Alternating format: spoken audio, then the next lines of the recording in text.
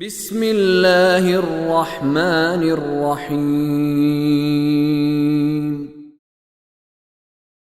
لن يستنكف المسيح أن يكون عبدا لله ولا الملائكة المقربون ومن يستنكف عن عبادته ويستكبر فسيحشرهم إليه جميعا فأما الذين آمنوا وعملوا الصالحات فيوفيهم أجورهم ويزيدهم من فضله وأما الذين استنكفوا واستكبروا فيعذبهم عذابا أليما ولا يجدون لهم من دون الله وليا ولا نصيرا يا أيها الناس قد جاءكم برهان من ربكم وأنزلنا إليكم نورا مبينا فأما الذين آمنوا بالله واعتصموا به فسيدخلهم في رحمة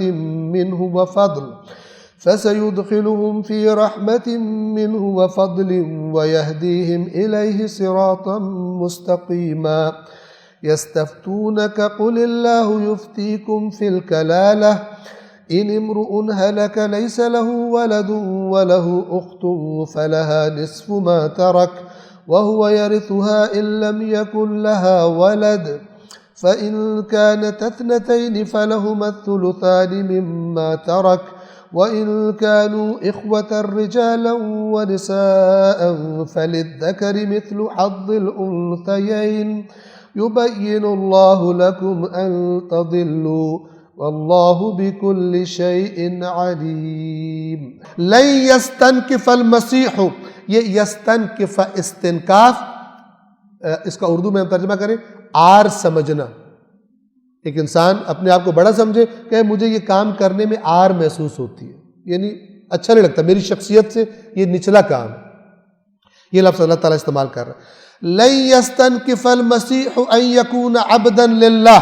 عیسیٰ کو تو کوئی آر نہیں آتی تھی ہرگز. یہ لن يستنكف ابدا، کبھی مسیح کو کوئی آر نہیں ہوتی نہ ہوئی کہ وہ اللہ کا بندہ ہے. تم اس کو بڑھا رہے ہو، اللہ کا بیٹا بنا رہے ہو. وہ تو اللہ کے بندہ، تمہیں آر آ رہی ہے اپنے غلو کی وجہ سے. تمہارا دل نہیں مان رہا کہ عیسیٰ اللہ کا بندہ رہے، تم اپنے غلو میں اوپر چڑھا رہے ہو. عیسیٰ نے کبھی بھی اللہ کا بندہ بننے میں آر نہیں سمجھا، اللہ کا بندہ ہونے میں. وَلَلْمَلَائِكَةُ الْمُقَرَّبُونَ، نہ مقرب فرشتوں نے. یہ اب ٹچ کر دیا ان کو بھی، کفار کو جو کہتے تھے فرشتے اللہ کی بیٹیاں ہیں. وَمَن يَسْتَنْكِفْ عَنْ عِبَادَتِهِ، اور جس کو بھی آر آتی ہے اللہ کی عبادت سے، اور پھر اس کو اور کھول دیا وَيَسْتَكْبِرْ، اور یہ تکبر کی وجہ سے بڑائی چاہتا ہے. جس کو بھی آر ہے خدا کی عبادت سے اور وہ تکبر کرتا ہے فَسَيَحْشُرُهُمْ إِلَيْهِ جَمِيعًا، تو پھر جان لو کہ بہت جلد اللہ محشور کرے گا ان کو اپنی طرف سب کے سب. تب تمہیں پتہ چلے گا اللہ کی عبادت میں تم اکڑ رہے تھے، نہیں کرتے تھے، یا تمہیں آر آ رہی. مسیح کو نہ مقرب فرشتوں کو، انہیں تو ذرہ برابر بھی آر نہیں ہوئی کبھی. تمہیں مسیح چھوٹا لگ رہا ہے لہذا اللہ کا بیٹا بنانے پر تول گئے. فَأَمَّا الَّذِينَ آمَنُوا وَعَمِلُوا الصَّالِحَاتِ، اب دوسری طرف تو پس وہ لوگ، جب سب کو پلٹایا جائے گا تو پھر دو گروہ بن جائیں گے خود. پس پھر وہ لوگ کہ جو ایمان لائے اور صالح اعمال انجام دیے فَيُوَفِّيهِمْ أُجُورَهُمْ وَيَزِيدُهُمْ مِنْ فَضْلِهِ، تو انہیں ان کے اجر پورے پورے عطا کرے گا اور اپنے فضل سے اور زیادہ دے دے گا. وَأَمَّا الَّذِينَ اسْتَنْكَفُوا، اور وہ لوگ کہ جنہوں نے آر محسوس کی تھی، وَاسْتَكْبَرُوا، اور تکبر کا شکار ہو گئے تھے، فَيُعَذِّبُهُمْ عَذَابًا أَلِيمًا.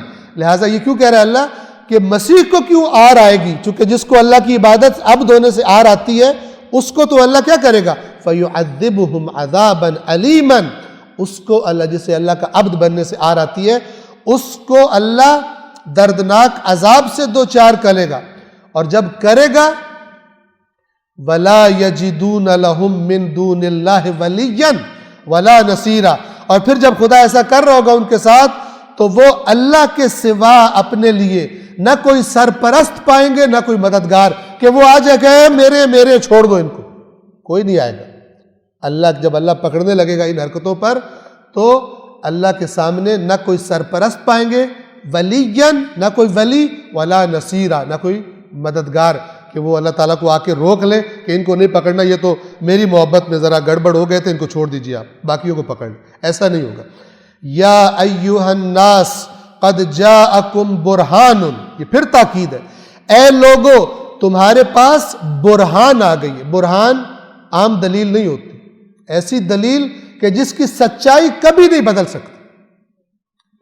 اے لوگو تمہارے پاس دلیل برہان آ گئی ہے، محکم دلیل، واضح دلیل، من ربکم، تمہارے رب کی طرف سے، وَأَنزَلْنَا إِلَيْكُمْ نُورًا مُبِينًا، اور ہم نے یہ جو نازل کیا قرآن تمہاری طرف، یہ روشن کر دینے والا نور ہے۔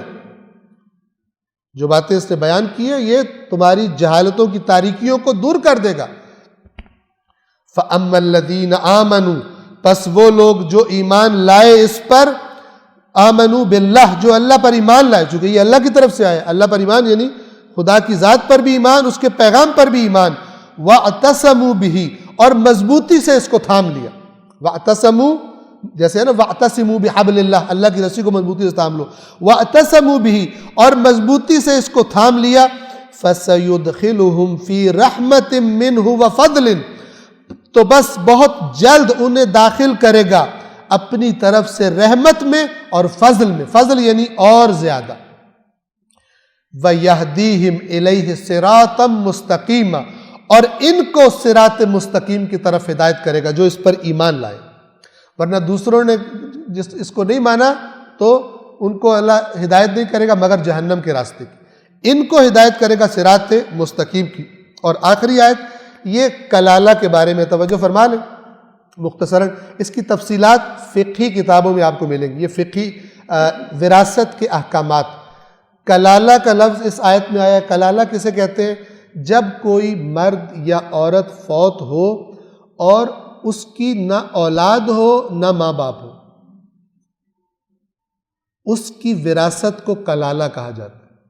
ایک ٹرم ہے، ایک اصطلاح ہے کلالہ، دو طرح سے استعمال ہوتا ہے یہ، اس وراثت کو بھی، اس کی وراثت کو بھی کلالہ کہا جاتا ہے، اور اس کے وارثین کو بھی، جو اس کے مثلا بھائی بہن ہو مثال کے طور پر، ان کو بھی کلالہ، ان کے لیے بھی کلالہ کا لفظ استعمال ہوتا ہے۔ تو فرمایا یستفتونک، اے رسول آپ سے استفتاء کرتے ہیں، فتویٰ طلب کرتے ہیں، ٹھیک ہے، آپ سے پوچھتے ہیں۔ قل اللہ یفتیکم فی الکلالہ، کہہ دیجئے کہ اللہ کلالہ کے بارے میں تمہیں فتویٰ دیتا ہے، یعنی تمہیں حکم بتاتا ہے۔ ان امرؤ ہلک، اگر کوئی شخص ہلاک ہو جائے یعنی دنیا سے چلا جائے، آگے پتہ چل جائے گا چاہے مرد ہو چاہے عورت، لیس لہ ولد، اور اس کی کوئی اولاد نہ ہو، اور روایات میں بتایا گیا، شیعہ سنی میں اجماع ہے اس بات پر کہ والد بھی نہ ہو، اوپر چونکہ پہلا طبقہ وارثوں کا یہ ہوتا ہے، ماں باپ اور اولاد، جن کو جب یہ ہوتے ہیں تو پھر باقی رشتہ داروں تک وراثت نہیں پہنچتی، ان تک رہتی ہے۔ اگر یہ نہ ہو پھر اگلے طبقے پر، جو دوسرا طبقہ ہے وارثوں کا، وہاں پر وراثت جاتی ہے۔ اگر کوئی شخص مر جائے اور اس کی اولاد نہ ہو اور اس کی بہن ہو، فلہا نصف ما ترک، تو اس کی بہن کو اس کے ترکے کا آدھا حصہ ملے گا، وَهُوَ يَرِثُهَا، اور وہ اپنی بہن کا وارث ہوگا۔ جو میں نے کہا نا کہ صرف مرد مراد نہیں ہے بلکہ عورت بھی مراد ہے۔ اگر عورت مری ہے اور اس کا بھائی ہے تو پھر ساری کی ساری وراثت اس کو ملے گی۔ إِن لَمْ يَكُنْ لَهَا وَلَدٌ، اگر اس کا کوئی بیٹا نہیں ہے تو تبھی وہ کلالہ بنے گا۔ فَإِن كَانَتْ اثْنَتَيْنِ، اگر وہ بہنیں دو ہوں، دو بہنیں ہوں جن کا بھائی دنیا سے گیا ہے اور اس کے والدین اور اولاد نہیں ہے، فَلَهُمَا الثُّلُثَانِ مِمَّا تَرَكَ، تو ان دونوں کو 2 ثلث ملیں گے اس کے ترکے میں سے جو اس نے چھوڑا ہے۔ 2 ثلث یعنی 3 حصے کیے جائیں گے تو 1/3 یہ 2 ثلث ہو جائیں گے، یہ ان کو بہنوں کو ملیں گے۔ وَإِن كَانُوا إِخْوَةً رِجَالًا، وَنِسَاءً اور اگر وہ جو اس کے بہن بھائی ہیں وہ مرد بھی ہو عورتیں بھی ہو، یعنی کئی بہن بھائی ہو، تو پھر کس طرح تقسیم ہوگا؟